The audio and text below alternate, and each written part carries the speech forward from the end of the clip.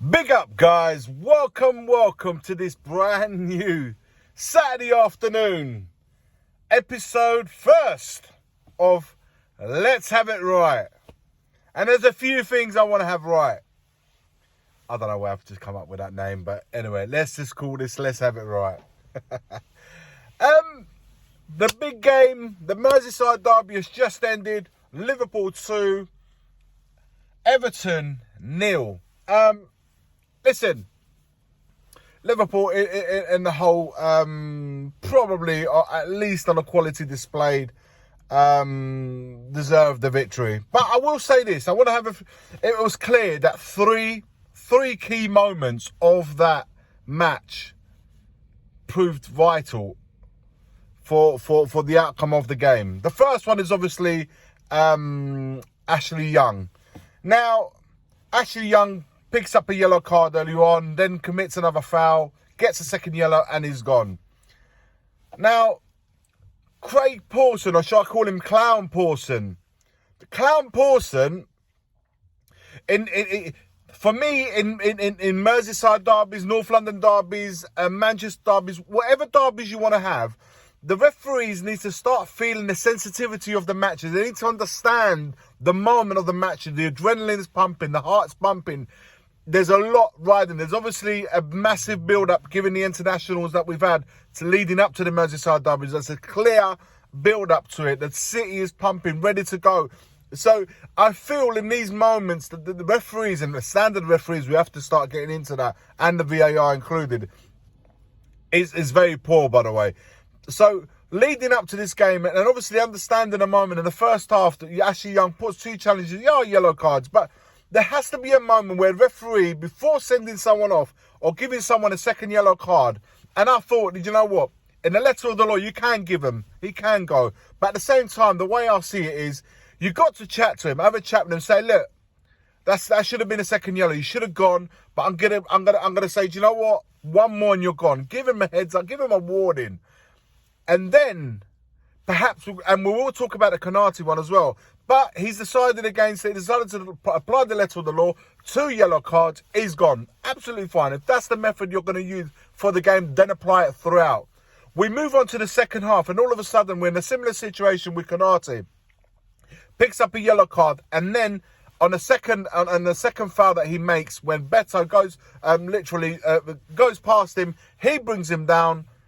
And now he's not going, Beto's not going sideways, he's going straight past him, and is a long way from God, but he's heading that direction. He's gone past him. He's got to apply the letter of the law in the same way that he did with Ashley Young, and give him the second yellow card, which he fails to do. He decides to give Konate the benefit of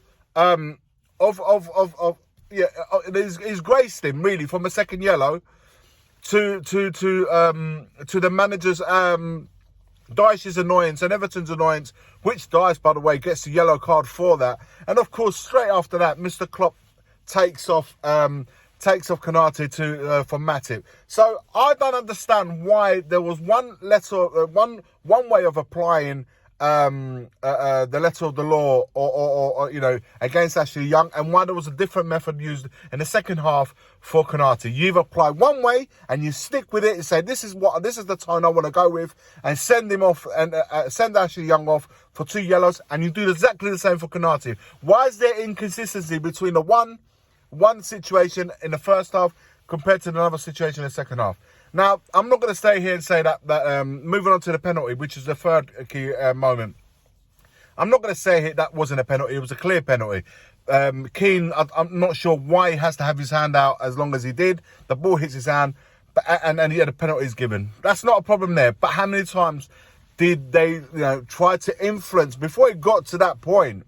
There was about 5 or 6 situations where they tried to apply, Liverpool tried to get, every time they were moaning and arguing that, it's a penalty. And then, come on now, man. Every single time there's a situation area, it's like, it's a penalty. VAR needs to check it, and then it says carry on with play. Why has that always got to be done now? I don't understand the methods that have been used. And the pressure piles on, and that's the only time I really heard Anfield. By the way, Anfield fans at Anfield today, that for a derby, that was poor, man.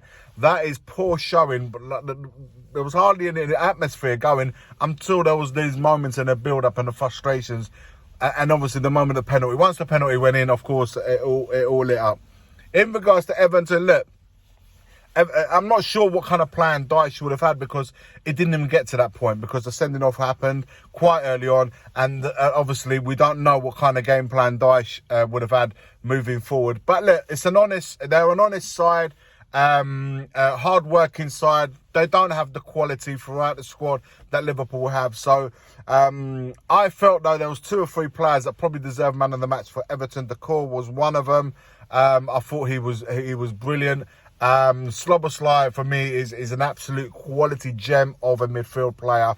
But there was very little else I could say for regards to Liverpool. Obviously Salah, undoubtedly, I'm not sure if he got man of the match at the end, because I didn't watch at the final whistle, or I stopped watching it once the second goal went in. He's more than likely to get the man of the match, given the fact that he scored 2 goals in the derby. But look, I want to see now if the manager, both managers, I want to see Klopp go into the and let's see if he has the same energy that he showed after the Spurs game to apply the replay, or to say that the VAR or decisions that went for them today. When you cry long enough, I have to say, when you cry as long as they did in the post-Spurs game, these decisions all of a sudden start coming your way for games to come, and I'm sure that's going to be a case for them. That, you know, the whole media circus that happened afterward. There's gonna be a situation now that there's gonna be a lot of things that are gonna go for them for a little while to overcompensate for the massive errors that were made by VAR against them in that Tottenham game. Undoubtedly, there's going to be a continuity on that one there. And I want to see if Dyche perhaps will come out and talk about that Konate incident. I'm sure he will. Will he be asking for a replay because it was hard done by? This isn't. I want to wait and see that. This is not an attack on Liverpool. This is not an attack on Everton. This is not, I'm pro Everton against Liverpool. There's none of that.